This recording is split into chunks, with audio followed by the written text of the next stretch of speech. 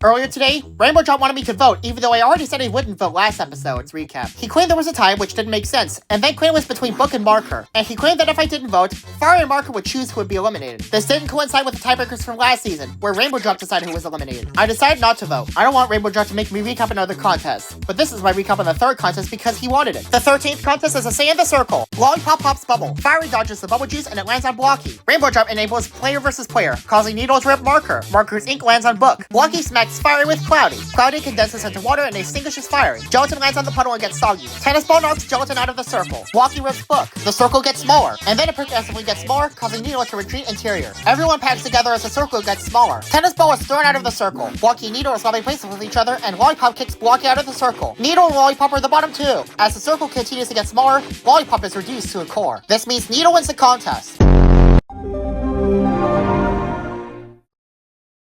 Rainbow Drop released the 14th episode of his Battle for Gmail viewer voting, but this episode is the first one to be split into two parts, and part 1 is called Contestant Voting Rules, Viewer Voting Drools. And there now go we shall see it.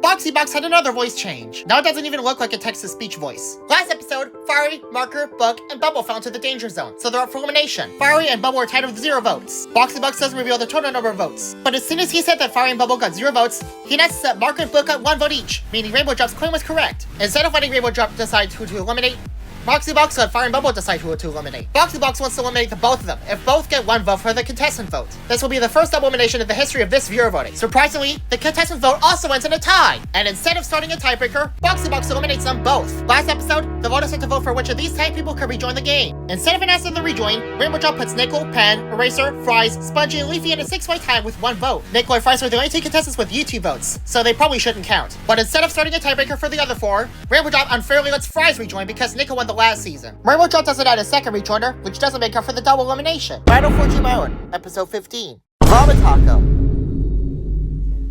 Instead of starting the 14th contest, Rainbow Drop makes an unnecessary voting. Voters can vote to either keep this series as viewer votes or to switch this voting to contestant votes. Rainbow Drop didn't give a reason for the change and voting ends on May 11th. You cannot have a viewer voting with contestant votes, so I'm gonna vote A. Rainbow Drop claims that show he'll be making after this viewer voting ends will be a show based on the periodic table, but won't be an object show. I was also the first person to vote.